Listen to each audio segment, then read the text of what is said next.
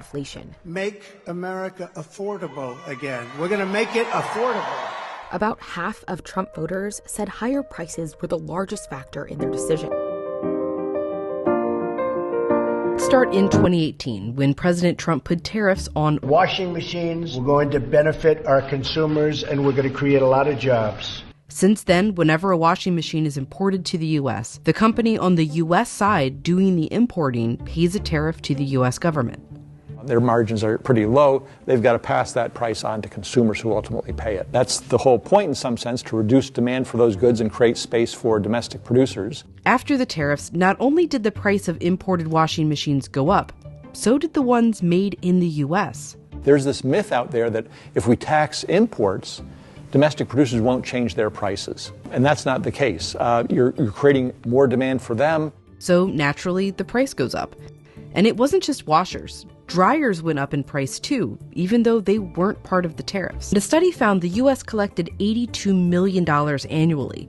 But because of those price increases, it cost consumers $1.5 billion more. Many studies on the 2018 tariffs found some pros, some cons. Manufacturing jobs, which were on the decline, didn't increase, but they did level out.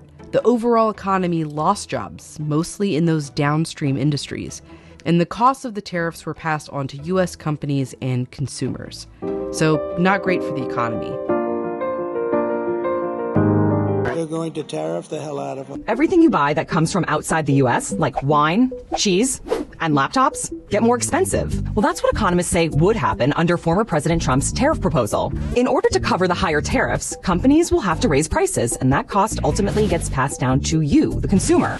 So here's his plan: a 60% tariff on Chinese imports and up to 20% on imports from other countries. Trump says it will protect working class jobs and punish countries making goods with cheap labor in unsafe conditions. The self-proclaimed tariff man is hoping the tariffs will incentivize Americans to buy more made in America products, and the tariffs could, in theory, raise trillions of dollars to help fund tax cuts. But economists at Goldman Sachs warn the tariffs could backfire, instead raising prices on American families, killing jobs, and setting off another trade war. Countries could then retaliate, putting their own tariffs on U.S. goods that they buy. The cost to the average American family, by one estimate, more than $2,600 per year.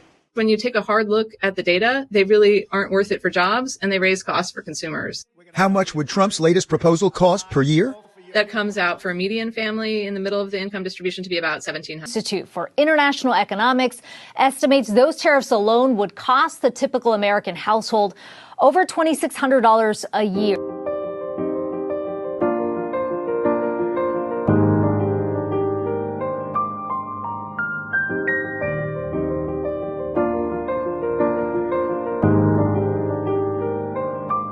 Tariff man, I'm a tariff man, I'm a tariff man.